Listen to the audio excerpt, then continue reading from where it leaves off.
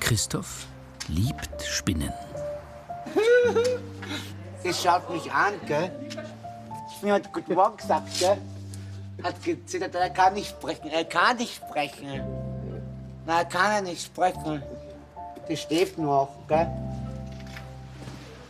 Christoph, komm. Wo denn? Zusammen mit Gärtnermeisterin Bärbel Born soll der 35-jährige Christoph Neuhauser, der unter dem Williams-Beuren-Syndrom leidet, Basilikum umtopfen. Mit 13 Jahren zieht er nach Hohenfried, hat aber bis heute engen Kontakt zu seiner Familie. Kennst du die Pflanze, die wir da haben? Mhm. Das riecht gut. Nach was riecht's denn? Nach Essen. Basilikum. Hey. Gärtnerin Bärbel Born kann Christoph beim Arbeiten nicht alleine lassen. Ich helfe ihm oft. Und wenn man ihm hilft, dann ist er sehr fleißig. Er braucht aber eigentlich nach kurzer Zeit wieder Ruhepause. Und da geht er dann gerne an seine Bank. Er hat draußen eine Bank im Freigelände.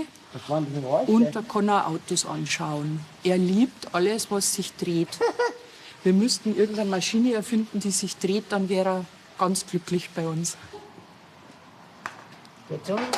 Christoph, Ja? du hast gesagt, die Pflanzen brauchen Wasser. Ja, brauchen wir ein bisschen Wasser, oder? So, jetzt machst du das erste Mal, probierst das erste Mal am Boden. Okay. Immer am Boden anfangen und dann erst über die Pflanzen drüber gehen. Und ganz wichtig ist, dass man die Ecken ausgießt. Ja. Das vergisst man nämlich immer beim Angießen. Ja. Ich hab's geschafft. Ich hab's so einmal geschafft. Einmal. Solche Erfolgserlebnisse stärken das Selbstwertgefühl. Die Betreuten lernen, dass sie Aufgaben meistern können. Mit viel Ruhe und Geduld betreut Bärbel Born ihre 10 Mitarbeiter in der Biogärtnerei. Noreen Kopp soll jetzt Rucola ernten. Eine sinnvolle Arbeit, die noch einen anderen Effekt hat. Es tut ihnen sehr gut, es beruhigt total. Und ja, manchmal kommen sie in der Früh recht nervös, da kann in der Wohngruppe was gewesen sein, am Abend vorher oder so. Und nach einem halben Tag sind sie meistens tiefenentspannt. Also vor allem auch die ganzen Düfte, die Gerüche, die Geschmäcker. Wenn wir dürfen, tun wir manchmal auch kniffeln. Also so Spiele machen und so. Aber sonst mache ich das gerne hier. Und das Ernten mag ich auch gerne. Jeden Einzelnen nach anthroposophischen Grundsätzen liebevoll zu fördern. Das ist das Ziel des gemeinnützigen Vereins Hohenfried. 150 Erwachsene arbeiten hier im Garten- und Landschaftsbau, in den verschiedenen Werkstätten, der Landwirtschaft sowie in der Förderstätte. Oder wie Katrin Möser im Hofladen. Mit 11 Jahren kam sie nach Hohenfried. Jetzt ist Katrin 29 Jahre alt. Sie arbeitet gern selbstständig und wird sogar bald ein Praktikum in einem Hotel machen. Doch das macht ihr jetzt schon ein wenig Kopfzerbrechen. Das ist halt eine Umstellung für mich. Schwierig, ja. Was mussten da machen? Das ist halt Frühstücksservice. Und ja. Das schaffst du schon, oder? Ja, schon. Neben Lebensmitteln verkauft Katrin im Hofladen auch Holzspielzeug aus den eigenen Werkstätten, wie auch bunte Kerzen.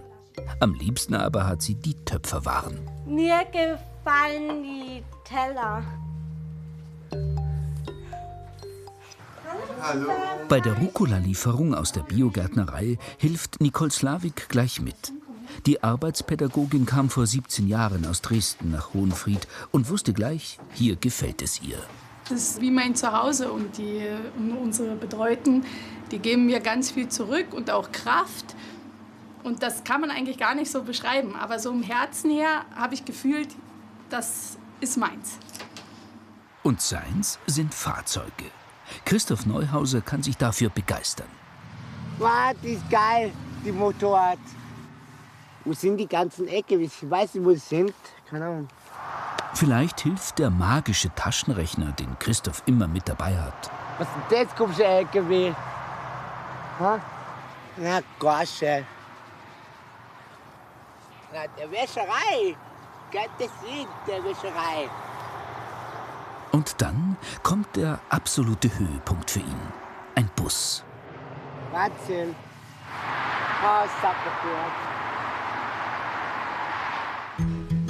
Katrin hat ihre Arbeit im Hofladen beendet und hilft nun mit im Bistro. Für das Mittagessen wird gemeinsam auf- und abgedeckt. Heilpädagogin Jutta Gründler will, dass hier niemand überfordert wird. Wir schauen, dass die Bewohner entsprechend ihrer Möglichkeiten und ihrer Fähigkeiten und dessen, was sie mitbringen, dass sie das leben und verwirklichen können und so sein können, wie sie sind. Und manche brauchen das nicht, auf dem ersten Arbeitsmarkt zu sein und wollen das gar nicht. Und vielleicht würden sie dann auch scheitern und sie brauchen ein geschütztes Umfeld. Und das haben sie hier. Und sie sind hier glücklich. Schauen Sie sich hier um. Sie schauen hier in strahlende, freudige Gesichter. Im Bergdorf Hohenfried leben auch 50 Kinder und Jugendliche mit geistigen und körperlichen Einschränkungen. Fast alle gehen in die Johannisschule, direkt im Dorfzentrum. Das Heilpädagogische Förderzentrum reicht von der Grundschule bis hin zur Berufsschule. Nach dem Unterricht wird gespielt oder zur Therapie gegangen. Von Musik bis Reiten gibt es hier viele Angebote. Je nach Fähigkeit arbeiten die Erwachsenen in verschiedenen Bereichen. Hier in der Holzwerkstatt werden Spielsachen und Schalen gefertigt. Andere ziehen Kerzen, arbeiten in der Lebensmittelveredelung oder verpacken Waren. Der Bereich Garten- und Landschaftsbau nimmt auch Aufträge außerhalb von Hohenfried an. Wer nicht mehr mag oder kann, geht ins Altersleben, in den Ruhestand. Der 73-jährige Fritz Meier hat viel Zeit, spazieren zu gehen.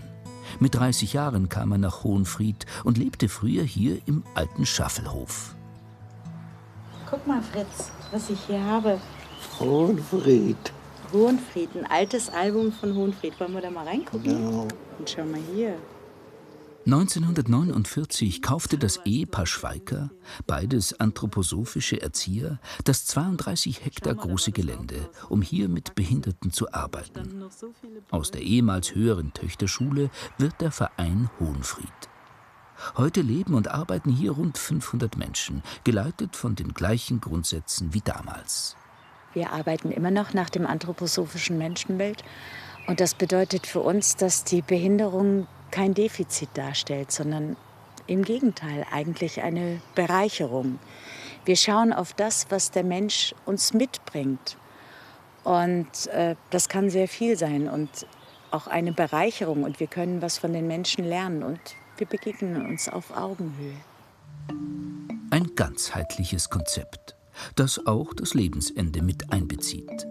Auf dem Bergfriedhof von Bayerisch Gmein finden die Bewohner von Hohenfried ihre letzte Ruhe.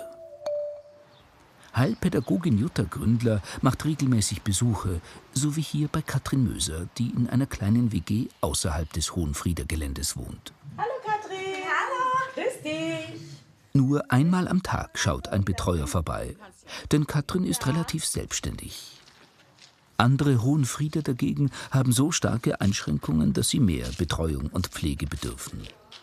Auf jeden einzelnen der 200 Bewohner wird individuell eingegangen. Christoph wohnt zusammen mit einem Zimmergenossen in einer Wohngruppe auf dem Gelände. Er liebt es, das Baby seiner Schwester im neuen elektronischen Bilderrahmen anzusehen und zeigt es voller Stolz Jutta Gründler. Das ist ja toll, da kannst du dir immer sehen. Ja. Liebevolle Zuwendung, aber auch viel Freiraum bekommt Christoph hier. Katrin hat sich eine Überraschung ausgedacht. Und zwar für die Bewohner und Gäste, die jeden Freitag das Nachmittagscafé im Bistro besuchen. In der Steiermark da wirklich. Von mir selbst persönlich gebacken, das erste Mal. Da haben wir gestern drüber geredet. Ja, Die Zutaten. ja, habe ich selber gebacken. Wunderbar. Und bei einer so netten Bedienung und diesem Blick schmeckt der Kuchen gleich nochmal so gut. Christoph ist wieder auf dem Weg zu seiner Bank. In Hohenfried ist er zu Hause. Ein Ort, wo jeder sein darf, wie er ist.